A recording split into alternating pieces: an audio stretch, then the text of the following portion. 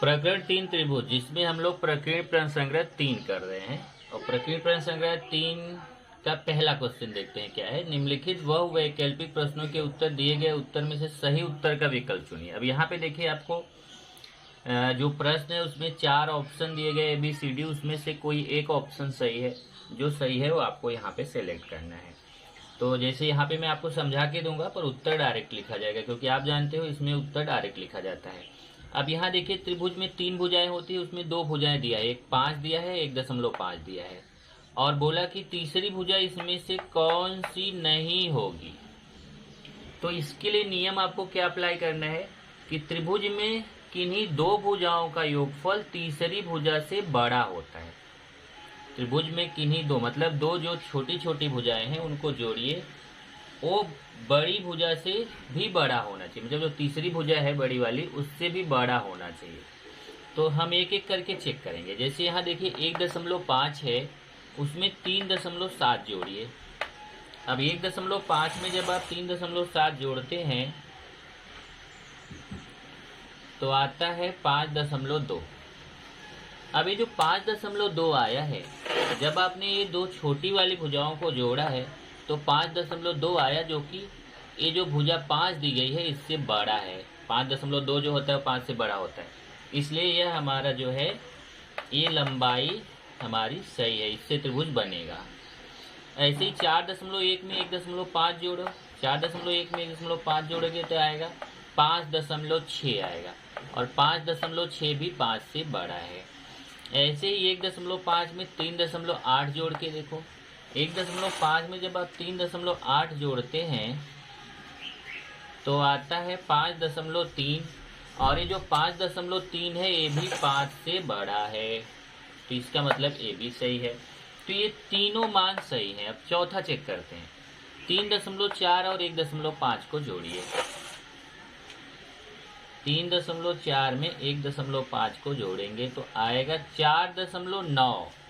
अब देखिए जो 4.9 आया ये 5 से छोटा है, ये 5 से क्या है, छोटा है। मतलब ये 2 भुजाओं का योगफल तीसरी भुजा से बड़ा होना चाहिए, जबकि यहाँ क्या हो रहा है, 2 भुजाओं का योगफल तीसरी भुजा से छोटा आ रहा है, कम आ रहा है। इसलिए हमारा ए वाला जो ऑप्शन है यही गलत है। बोला कौन सी लंबाई नहीं होगी, तो ये जो 3.4 है ए वाली लंबाई नहीं होगी, क्योंकि 3.4 से त्रिभुज बनेगा नहीं। तो यहाँ पे आप उत्तर में क्या लिखेंगे, डी। अब आते हैं दूसरे क्वेश्चन में। दूसरा आपका है त्रिभुज PQR में यदि कोण R बड़ा है कोण Q से। अब देखिए यहाँ पे मैं एक त्रिभुज बना के आपको दिखाता हूँ। ये त्रिभुज है PQR, इसमें जो PQR में क्या बोल रहा है, कोण R बड़ा है। ये देखो ये बड़ा है और ये कोण Q छोटा है।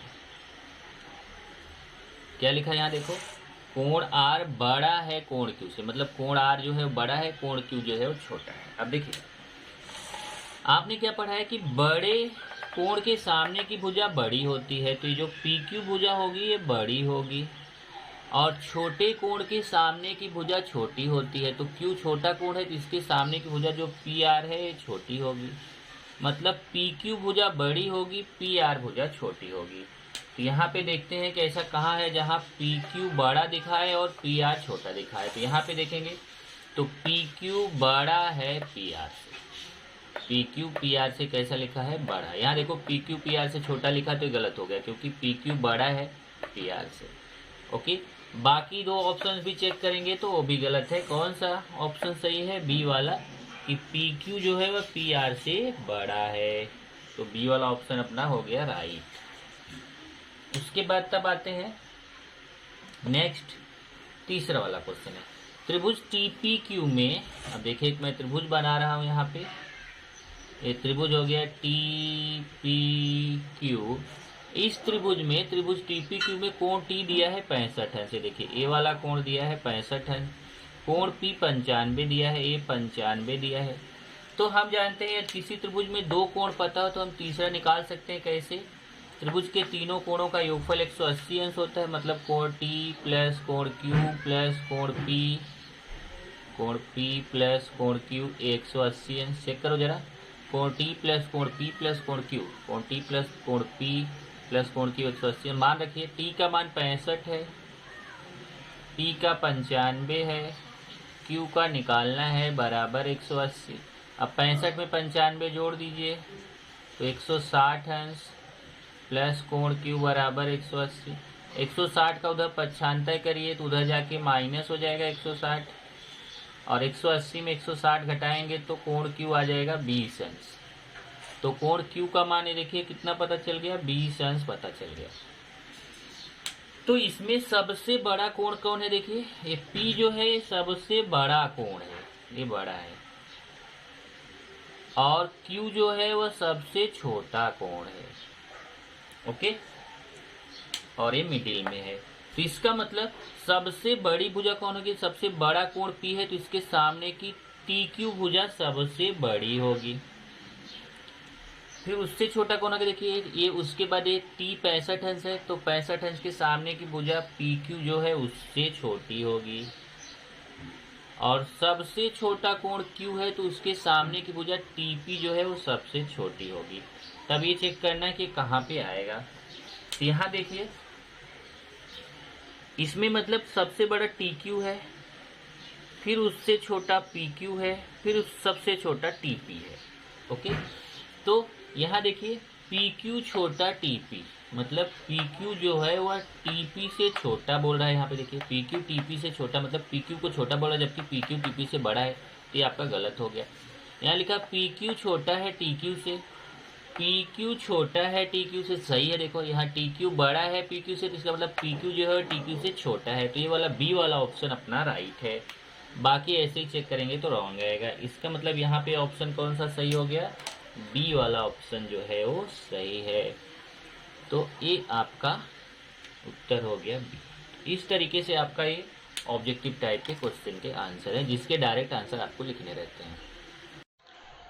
प्रश्न 2 देखिए, समद्विबाहु त्रिभुज ABC में AB बराबर AC है। देखिए त्रिभुज ABC है जिसमें AB भुजा AC भुजा के बराबर है। BD तथा CE दो माध्यिकाएं हैं, ये BD भी माध्यिका है, CE भी माध्यिका है। सिद्ध करना है BD बराबर CE। तो जिस क्वेश्चन में आपको सिद्ध करने वाला क्वेश्चन रहता है उसमें हमेशा ध्यान रखिए दत्त और साध्य लिखना रहता है। दत्त का मतलब होता है कि प्रश्न में जो दिया रहता है, साध्य का मतलब होता है प्रश्न में जो सिद्ध करना रहता है, और उपपत्ति मतलब क्या होता है कि हमें उसको निकाल के दिखाना रहता है। तो यहाँ पे जैसे दत्त देखिए, तो दत्त और साध्य बहुत आसानी से आप लिख सकते हो। ये जो सिद्ध करो सब दिख रहा है ना, सिद्ध करो, इसके पहले की ये पूरी लाइन दत्त में लिख डालो, और सिद्ध करो के बाद की ये पूरी लाइन आपको साध्य में लिखना है। तो दत्त में देखिए समद्विबाहु त्रिभुज ABC में AB बराबर AC है, BD तथा CE दो माध्यिकाएं हैं, ये देखिए इतना पूरा दत्त में आ जाएगा। और सिद्ध करो के बाद क्या है, BD बराबर CE इस साध्य में आ जाएगा। अब हमें सिद्ध करना यही कि BD जो है, हमें सिद्ध करना है कि जो BD वो CE के बराबर है। BD किसके बराबर है, CE के। तो कैसे सिद्ध करेंगे, उत्पत्ति देखिए बहुत आसान है, एक एक पॉइंट समझिए। त्रिभुज ABC में BD माध्यिका है। माध्यिका का मतलब क्या होता है कि D मध्य बिंदु रहेगा। अगर D मध्य बिंदु है तो ये जो AD है पूरे AC का आधा हो जाएगा। देखो AD जो है AC का आधा, आधा मतलब बटा 2, तो AD बराबर AC बटा 2 है। देखिए AD बराबर AC बटा 2, इसको समीकरण 1 कर दिया। सेम टाइप से CE भी माध्यिका है। CE माध्यिका तो E मध्य बिंदु हो जाएगा। जब E मध्य बिंदु हो गया, जब E मध्य बिंदु है तो ये AE जो होगा वो AB का आधा होगा। AE क्या होगा, AB का आधा, मतलब AE बराबर AB बटे 2। यहाँ देखिए इसी प्रकार त्रिभुज ABC में CE माध्यिका है, ये दत्त में दिया गया है, इसलिए AE बराबर AB बटा 2। तो यहाँ से क्या समझ में आ गया कि AD बराबर AC बटा 2 और AE बराबर AB बटा 2। ये समीकरण 2 कर दिया। अब प्रश्न में क्या दिया है, प्रश्न में दिया है कि AB AC के बराबर है। ये देखिए AB AC के बराबर, ये दत्त में दिया गया है। दत्त मतलब क्या हुआ, दिया गया है। अब हम इसमें 2 से भाग दे देंगे, इधर भी 2 से भाग, इधर भी 2 से भाग, तो इधर AB बटा 2 हो जाएगा, इधर AC बटा 2 हो जाएगा। जब इसमें 2 का भाग दोगे तो AB बटा 2, इसमें 2 का भाग AC बटा 2, यहाँ लिख दिया 2 से भाग देने पर। अब ध्यान से देखना, AB बटा 2 बराबर है AE, तो AB बटा 2 की जगह AE लिख दिया। और यहाँ देखिए AC बटा 2 बराबर है AD के, तो AC बटा 2 की जगह AD लिख दिया। यहाँ लिख दिया समीकरण 1 तथा 2 से। अब हम क्या करेंगे, अब ये दो त्रिभुज लेंगे। कौन सा दो त्रिभुज, ध्यान से देखना। एक त्रिभुज इधर वाला देखिए BAD, ध्यान से देखो, एक ये त्रिभुज BAD ले लिया और दूसरा त्रिभुज ले लिया CAE। ध्यान से देख लो डायग्राम में, एक त्रिभुज है BAD, दूसरा है CAE। ये दोनों त्रिभुजों को हमें क्या दिखाना है, दोनों त्रिभुजों को सर्वांग दिखाना है। बहुत आसान है। ये देखिए त्रिभुज BAD में AB भुजा आती है और त्रिभुज CAE में देखो, ध्यान से देखो, त्रिभुज BAD में AB भुजा आती है और त्रिभुज CAE में AC भुजा आती है। तो यहाँ लिख दिया BAD और CAE में AB AC के बराबर कैसे, दत्त से। यहाँ देखो दत्त में दिया गया AB AC के बराबर। तो इस त्रिभुज की AB भुजा, ये देखिए त्रिभुज BAD की AB भुजा और त्रिभुज CAE की AC भुजा दोनों आपस में बराबर है। उसके बाद देखिए त्रिभुज BAD में भी कोण A है और त्रिभुज CAE में भी कोण A है। दोनों त्रिभुजों में कोण A है तो कोण A सामान्य कोण हो गया। यहाँ लिख दिया कोण BAD कोण CAE की बराबर सामान्य कोण हो गया। उसके बाद देखेंगे त्रिभुज BAD में भुजा AD है और त्रिभुज CAE में भुजा AE है, तो इसकी AD भुजा AE भुजा के बराबर, यहाँ देखिए AD भुजा AE भुजा के बराबर है। देखिए यहाँ पे सिद्ध किया है, तो यहाँ लिख दिया समीकरण 3 से। तो ये एक त्रिभुज की दो भुजाएं और उसके बीच का कोण दूसरे त्रिभुज की दो भुजाएं और उसके बीच के कोण के सर्वांग हो गया। तो भू कसौटी से त्रिभुज BAD त्रिभुज CAE ये दोनों सर्वांग हो गए। त्रिभुज BAD सर्वांग त्रिभुज CAE, कौन सी कसौटी, भू कसौटी। और हम जानते हैं जब दो त्रिभुज सर्वांग हो जाते हैं तो उनके अन्य घटक अपने आप समान हो जाते हैं। जब ये त्रिभुज BAD त्रिभुज CAE के सर्वांग हो गया तो त्रिभुज BAD की भुजा BD त्रिभुज CAE की भुजा CE के बराबर हो जाएगा। यहाँ लिख दिया भुजा BD सर्वांगसम भुजा CE सर्वांगसम त्रिभुजों की संगत भुजाएं। तो बस यही तो सिद्ध करना था। अब भुजा हटा दिया, BD बराबर CE, यही आपको सिद्ध करना था। प्रश्न 3 अगर आप देखेंगे तो त्रिभुज PQR दिया गया है। इस त्रिभुज PQR में PQ और PR दोनों में जो है PQ बड़ा है PR से। इस डायग्राम में आपको नहीं दिख रहा होगा लेकिन यहाँ लिखा है तो समझो है, PQ बड़ा है PR से। कोण Q तथा R के समद्विभाजक बिंदु S पर प्रतिच्छेदित करते। इधर कोण Q का समद्विभाजक है, इधर कोण R का समद्विभाजक है, दोनों जाके बिंदु S पर प्रतिच्छेदित करते हैं। तो सिद्ध करना है, अभी आपको सिद्ध करना है SQ बड़ा है SR से। सिद्ध करना है SQ जो है SR से बड़ा है।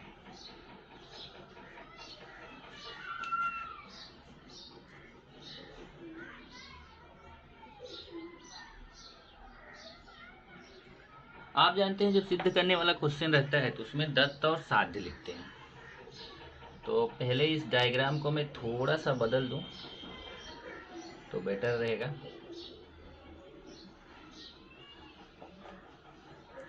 ऐसा बना दूं कि ये बड़ा रहे और ये भुजा थोड़ा छोटा रहे, ऐसे।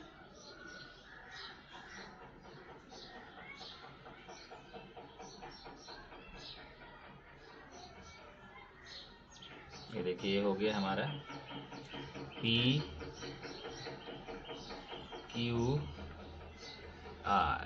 अब यहाँ पे देखिए PQ बड़ा है PR से। अब आपको दिख रहा होगा यहाँ से कोण Q का समद्विभाजक और यहाँ से कोण R का समद्विभाजक दोनों जाके बिंदु S पर प्रतिच्छेदित करते हैं। ये कोण Q का समद्विभाजक है, कोण Q का समद्विभाजक और एक कोण R का समद्विभाजक दोनों जाकर के बिंदु S पर प्रतिच्छेदित करते हैं। अर्थात A वाला कोण जो है इस वाले कोण के बराबर है, A वाला कोण इस वाले कोण के बराबर है। अब चलिए तो दत्त में क्या आएगा आप जान रहे हो। सिद्ध करो कि पहले की जितनी लाइन है वो सभी दत्त में आ जाएगी। PQR त्रिभुज PQR में PQ बड़ा है PR और कोण Q तथा कोण R के समद्विभाजक बिंदु S पर प्रतिच्छेदित करते हैं। ये पूरा दत्त में आ जाएगा। साध्य में क्या आएगा कि ये सिद्ध करो के बाद की जो लाइन है वो साध्य में आएगी, SQ बड़ा है SR से, साध्य में आ जाएगा। उत्पत्ति बहुत आसान है, इसकी ध्यान से समझो। त्रिभुज PQR है, त्रिभुज पी क्यू आर में देखिए क्या लिखा है, कोण क्यू तथा आर के समद्विभाजक बिंदु एस पर प्रतिच्छेदित करते हैं। पहले मैंने यही लाइन लिखा है, त्रिभुज पी क्यू आर में कोण क्यू तथा आर के समद्विभाजक बिंदु एस पर प्रतिच्छेदित करते हैं। कहाँ से पता चला? दत्त से। अब देखिए ध्यान से, अगर ये कोण क्यू का समद्विभाजक है क्यू एस, ये क्यू एस पूरे कोण क्यू का समद्विभाजक है। समद्विभाजक का मतलब क्या होता है? इस कोण के दो समान भाग करता हुआ, मतलब ठीक बीच से जा रहा है। ये लाइन जो क्यू एस है ठीक क्यू के दो समान भाग कर रहा है, ये इधर और इधर, ऊपर और नीचे का ठीक, मतलब ये ठीक बीच से जा रहा है। इसका मतलब क्या हुआ कि कोण एस क्यू आर, मतलब केवल ये जो इतना कोण होगा ना, ये आपका इस पूरे कोण क्यू का आधा होगा, बराबर ना। ये पूरे क्यू का ये कोण क्या होगा? आधा होगा। तो कोण एस क्यू आर इस पूरे कोण क्यू का आधा होगा। इधर देखिए, कोण एस क्यू आर बराबर कोण क्यू बटा दो मतलब कोण क्यू का आधा।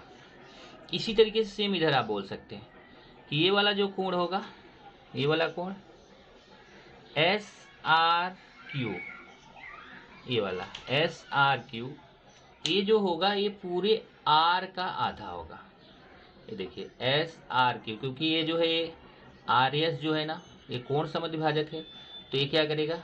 इसके ठीक बीच से जाएगा। तो ये जो एस एस आर क्यू केवल इतना वाला कोण होगा, ये पूरे कोण आर का आधा होगा। इसको मैंने समीकरण 1 कर दिया। अब देखिए यहाँ पे और क्या दिया है त्रिभुज पी क्यू आर में, पी क्यू बड़ा है पी आर से। त्रिभुज पी क्यू आर में पी क्यू बड़ा है पी आर से। अब अगर पी क्यू पी आर से बड़ा है, ध्यान से देखना, अगर ये पी क्यू भुजा पी आर भुजा से बड़ी है, तो आपने पढ़ा है कि यदि किसी त्रिभुज में जो भुजा बड़ी होती है उसके सामने का कोण बड़ा होता है, जो भुजा छोटी होती है उसके सामने का कोण छोटा होता है। तो पी क्यू भुजा जब बड़ी है तो पी क्यू भुजा के सामने का कोण कौन है? आर, आर बड़ा होगा। और पी आर भुजा छोटी है तो पी आर भुजा के सामने का कोण कौन है? क्यू, क्यू छोटा होगा, मतलब आर बड़ा होगा, आर बड़ा कोण क्यू। अब 2 से भाग दे दीजिए दोनों पक्षों में, इसमें भी 2 का भाग, इसमें भी 2 का भाग। अब ध्यान से देखिए, कोण आर बटे 2, कोण आर बटे 2 की जगह हम क्या लिख सकते हैं? कोण एस आर क्यू। तो कोण आर बटे 2 की जगह कोण एस आर क्यू लिख दिया। कोण क्यू बटे 2, कोण क्यू बटे 2 की जगह क्या लिख सकते हैं? S Q R. तो कोण क्यू बटे 2 की जगह कोण एस क्यू आर लिख दिया। इसका मतलब समझ में आया कि कोण एस आर क्यू कोण एस क्यू आर से बड़ा है। इधर देखिए, कोण एस आर क्यू मतलब ये वाला कोण बड़ा है कोण एस क्यू आर से, इस वाले कोण से। ये बड़ा है, ये छोटा है। अब जब ये कोण बड़ा है तो इसके सामने वाली भुजा क्यू एस बड़ी होगी, ये कोण छोटा है तो इसके सामने वाली भुजा आर एस छोटी होगी। तो क्यू एस बड़ा होगा, आर एस छोटा होगा। इधर देखिए, क्यू एस मतलब एस क्यू बड़ा होगा, एस आर छोटा होगा। यहाँ देखिए, एस क्यू बड़ा है, एस आर छोटा है, जो कि बड़े कोण की सम्मुख भुजा बड़ी होती है। और यही देखो आपको सिद्ध करना था, एस क्यू बड़ा है एस आर से, ये आपको यहाँ पे सिद्ध हो गया, यही सिद्ध करना था।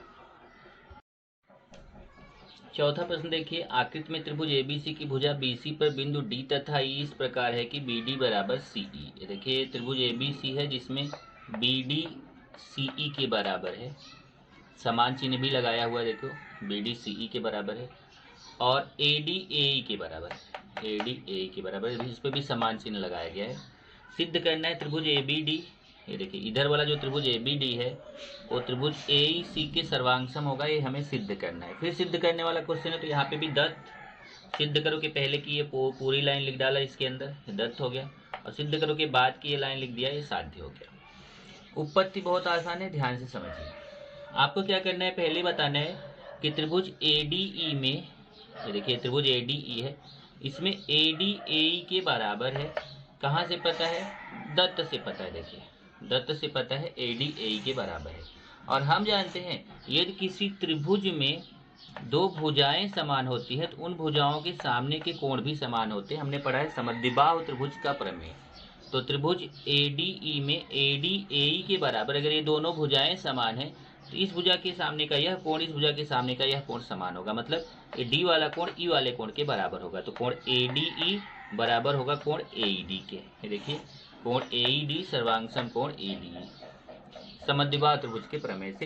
यदि किसी त्रिभुज में 2 भुजाएं समान होती तो उन भुजाओं के सामने के कोण भी समान होते हैं। अब देखिए ये दोनों कोण रेखीय युगल कोण है। जब एक रेखा के एक ही तरफ दो कोण बनते हैं तो उनको रेखीय युगल कोण बोलते हैं, और रेखीय युगल कोणों का योगफल 180 अंश होता है।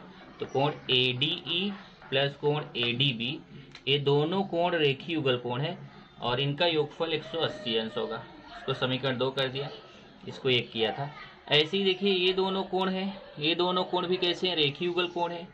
कोण AED और कोण AEC, ये भी रेखा के एक ही तरफ दो कोण बन रहे हैं तो ये भी रेखीय युगल कोण है, इनका योगफल भी 180 अंश होगा।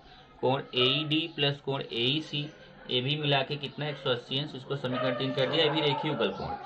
अब समीकरण 2 और 3 से देखिए कि ये देखिए इन दोनों कोणों का योगफल भी 180 अंश है, इन दोनों कोणों का योगफल भी 180 अंश है, मतलब ये दोनों कोण इन दोनों कोणों के बराबर हैं। तो ये दोनों कोण बराबर ये दोनों कोण, मतलब अगर किसी समीकरण में दायां दाएं के बराबर है तो बायां बराबर बायां, बायां बराबर बायां। अब यहाँ से देखिए ध्यान से, इधर का तो ऐसे लिख दिया, यहाँ कोण AEC, यहाँ एक चेंज किया है। देखिए यहाँ पे AED जो कोण है, यहाँ देखिए कोण AED कोण ADE के बराबर है, तो कोण AED को हटा के वहाँ कोण ADE लिख सकते हैं। ध्यान से देखो, AED ADE के बराबर है तो AED को हटा के ADE लिख सकते हैं। यहाँ देखिए कोण AED को हटा के वहाँ कोण ADE लिख दिया। अब इसका फायदा क्या हुआ, इधर से देखिए कोण ADE कट जाएगा, तो बचेगा क्या, कोण ADB बराबर कोण AEC, इसको समीकरण 4 कर दिया। अब जो दोनों त्रिभुजों को सर्वांग दिखाना है उस पर आ जाते हैं। अब हमें क्या सिद्ध हो गया पता है, ए वाला कोण इस वाले कोण के बराबर, कोण ADB आ गया कोण AEC के। अब हम क्या करेंगे, ये त्रिभुज लेंगे ADB और AEC। देखिए जो दोनों त्रिभुजों को सर्वांग दिखाना था वही दो त्रिभुज लेंगे यहाँ पे। ये देखिए ABD और AEC ले लिया, इन दोनों त्रिभुजों को हमें क्या दिखाना है, सर्वांग दिखाना है। तो क्या करेंगे, यहाँ पर पहले बताएंगे कि ये देखिए इस त्रिभुज की भुजा AD, देखिए इधर ये दोनों त्रिभुज सर्वांग दिखाना है, तो इस त्रिभुज इधर वाले त्रिभुज की भुजा AD इधर वाले त्रिभुज की भुजा AE के बराबर है, और इस त्रिभुज की भुजा BD इस त्रिभुज की भुजा C के बराबर है, और इस त्रिभुज का कोण ADB इस त्रिभुज के कोण AEC के बराबर है। तो ये तीनों यहाँ पे देखो लिख दिया, भुजा AD सर्वांगसम भुजा AE दत्त से, कोण ADB सर्वांगसम कोण AEC समीकरण 4 से, और भुजा BD सर्वांगसम भुजा CE, ये लिख दिया भुजा BD भुजा CE ये भी दत्त से। तो इस तरीके से ये त्रिभुज ADB त्रिभुज ACE के सर्वांगसम हो जाएगा। कौन सी कसौटी, यहाँ पे आपने लिख दिया भू को भू कसौटी, यहाँ से भी आप देख सकते हैं भुजा कोण भुजा कसौटी से दोनों त्रिभुज सर्वांगसम हो जाएंगे। यही आपको देखो सिद्ध करना था। त्रिभुज ABD समरूप त्रिभुज ACE, यहाँ पे आपने प्राप्त कर दिया त्रिभुज ABD समरूप त्रिभुज ACE। प्रश्न 5 देखिए, आकृति में त्रिभुज PQR की भुजा QR पर कोई बिंदु S स्थित है तो सिद्ध करो PQ plus QR plus RP बड़ा है 2PS से। अब देखिए यहाँ पे त्रिभुज PQR है, इसमें ये PS है, और आपको सिद्ध करना तो आप जानते हैं, सिद्ध करो के पहले की ये पूरी लाइन दत्त में आएगी और सिद्ध करो के बाद की ये लाइन साध्य में आएगी। तो आकृति में त्रिभुज PQR की भुजा QR पर कोई बिंदु S स्थित है, ये आ गया दत्त में, और साध्य में सिद्ध करो के बाद PQ plus QR plus RP बड़ा है 2PS से, आ गया साध्य में। बहुत आसान उत्पत्ति है इसकी। इसमें क्या करना है, एक बार ये वाला त्रिभुज लेना है, एक बार ये वाला त्रिभुज लेना है, और आपने पढ़ा है कि त्रिभुज में किन्हीं दो भुजाओं का योगफल हमेशा तीसरी भुजा से बड़ा होता है। ये आपने पढ़ा है ना कि कोई भी दो भुजा जोड़िए वो तीसरी भुजा से बड़ा होता है। इसका मतलब यहाँ देखिए, ये अगर आप ये लेते हैं त्रिभुज PQS, तो इसमें PQ और QS अगर जोड़ें तो PS से बड़ा होगा। इधर देखिए PQ प्लस QS बड़ा होगा PS से, इसको समीकरण 1 कर दिया। और अगर ये वाला त्रिभुज लें PSR, तो इसमें जो है ये देखिए PR और SR, मतलब SR और PR अगर जोड़े तो PS से बड़ा होगा। इधर देखिए SR में PR जोड़ेंगे तो बड़ा होगा PS से, मतलब इस त्रिभुज में अगर ये दोनों भुजाएं जोड़ेंगे तो तीसरी भुजा PS से बड़ा होगा, और इस त्रिभुज में अगर ये दोनों भुजाएं जोड़ेंगे तो वो भी PS से बड़ा होगा। दो भुजाओं का योगफल तीसरी भुजा से बड़ा, दो भुजाओं का योगफल तीसरी भुजा से बड़ा। अब समीकरण 1 और 2 को जोड़ने पर, जब समीकरण को जोड़ते तो हमेशा ध्यान रखिए ये बाएं तरफ वाला एक साथ जुड़ेगा और दाएं वाला एक तरफ जुड़ेगा, मतलब लेफ्ट से जुड़ेगा, राइट से जुड़ेगा। लेफ्ट में 1 2 3 4 लोग जुड़ जाएंगे, 1 2 3 4, PQ plus QS plus SR plus PR, और ये राइट जुड़ेगा PS प्लस PS, बीच में बड़े का निशान। अब यहाँ देखिए ध्यान से, ये जो QS प्लस SR है, ध्यान से देखिए एक QS प्लस SR डायग्राम में देखिए QS में अगर SR जोड़ दें, अगर QS में SR जोड़ दो तो पूरा QR मिल जाएगा। देखो QS में SR जोड़ दें तो पूरा QR मिल जाएगा। तो जहाँ QS प्लस SR है वहाँ हम QR लिख सकते हैं। यहाँ देखिए QS प्लस SR की जगह हमने QR लिख दिया, ये PQ है, और इसकी जगह पे QR लिख दिया, ये PR बड़ा है। PS में PS जोड़ेंगे तो 2PS हो जाएगा। PS में PS जोड़े, जैसे X में X जोड़ते हैं 2X होता है, वैसे PS में PS जोड़ेंगे 2PS हो जाएगा। तो PQ plus QR plus PR बड़ा है 2PS। इधर देखिए PQ plus QR plus RP, अब यहाँ RP लिखा है या PR, दोनों मतलब एक ही है, बड़ा है PS से 2PS से। ये देखिए यही आपको सिद्ध करना था। यहाँ लिख दिया Q dash S dash R, मतलब कि ये QSR एक रेखीय है। छठवां प्रश्न देखेंगे, आकृति में त्रिभुज ABC के कोण BAC का समद्विभाजक भुजा BC को बिंदु D पर प्रतिच्छेदित करता है, तो सिद्ध करो कि AB बड़ा है BD से। अब देखिए ये त्रिभुज ABC है, यहाँ पे कोण A का समद्विभाजक AD है, कोण A का समद्विभाजक AD है, और सिद्ध करना है कि AB जो है वह BD से बड़ा है। तो दत्त और साध्य आप लिख लेंगे। सिद्ध करो कि पहले कि ये पूरी लाइन दत्त में आ जाएगी। ओके, तो सिद्ध करो कि पूरी लाइन दत्त में आएगी। तो सिद्ध करो कि पूरी लाइन आपकी क्या है, त्रिभुज ABC के कोण BAC का समद्विभाजक भुजा BC को बिंदु D पर प्रतिच्छेदित करता है, ये दत्त में आ जाएगा। और साध्य में आएगा, सिद्ध करो कि बात का AB बड़ा है BD, ये साध्य में आ जाएगा। उपपत्ति बहुत ही आसान है इसकी। ये देखिए त्रिभुज ABC में AD जो है वो कोण A का समद्विभाजक है, तो इसका मतलब ये दोनों कोण आपस में समान, क्योंकि ये समद्विभाजक का मतलब ये ठीक कोण A को दो बराबर भाग करते हुए जा रहा है। समद्विभाजक मतलब समान दो भाग करके जा रहा है, तो ये इधर वाला कोण इधर वाले कोण के बराबर होगा। कोण BAD बराबर होगा कोण CAD के। यहाँ लिख दिया देखो, त्रिभुज ABC के कोण BAC का समद्विभाजक AD है दत्त से, इसलिए कोण BAD बराबर हो जाएगा कोण CAD, समीकरण 1 से। अब देखिए बहिष्कोण आपने पढ़ा है, अगर त्रिभुज ADC लें, ध्यान से देखो बहिष्कोण क्या होता है। बहिष्कोण आपको बताया था कि अगर एक त्रिभुज है उसमें किसी एक भुजा को आगे बढ़ा दीजिए तो बाहर की तरफ जो कोण बनता है उसको बोलते हैं बहिष्कोण। देखिए एक त्रिभुज है, ऐसे समझिए, एक त्रिभुज है, इस त्रिभुज में एक भुजा को आगे बढ़ा दिया तो इधर बाहर की तरफ जो कोण बनता है इसको बहिष्कोण बोलते हैं। और ये बहिष्कोण आपने पढ़ा अपने दूरस्थ दो अंतःकोणों के योगफल के बराबर होता है, और ये बहिष्कोण अपने दूर वाले कोणों से बड़ा होता है। तो यही चीज यहाँ पे हम लगाने जा रहे हैं। जरा देखिए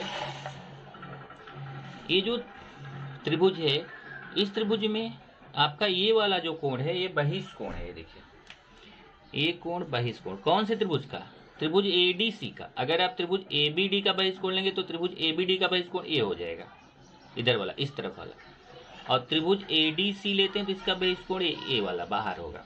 तो त्रिभुज ADC का बहिष्कोण ADB है। यहाँ देखो त्रिभुज ADC का कोण ADB बहिष्कोण है, और बहिष्कोण अपने दूर वाले जो कोण होते हैं उनसे बड़ा होता है। तो इसका मतलब A वाला जो कोण बहिष्कोण ADB है इस कोण A से बड़ा होगा।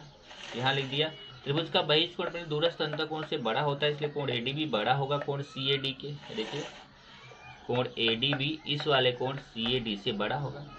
अब यहाँ देखिए CAD BAD के बराबर है, तो हम CAD को हटा के BAD लिख सकते हैं। यहाँ देखिए CAD को हटा के BAD लिख दिया, समीकरण 1 से। अब इस त्रिभुज में देखिए त्रिभुज ABD में A वाला कोण बड़ा है, ये छोटा है। जब ये कोण बड़ा है छोटा है तो ये जो बड़ा है उसके सामने की भुजा AB बड़ी होगी, एक कोण छोटा है तो उसके सामने की भुजा BD छोटी होगी। ये देखिए AB बड़ा हो गया BD से, बड़े कोण की सम्मुख भुजा बड़ी होती है, और यही आपको सिद्ध करना था। तो इस तरीके से आपका ये प्रश्न 6 और 7 हो गया। अब यहाँ पे मैं आपको होमवर्क दे देता हूँ। होमवर्क रहेगा प्रश्न 7 और 8, ये आपको खुद से करना है, और यहाँ से हमारा ये चैप्टर भी खत्म हो जाता है।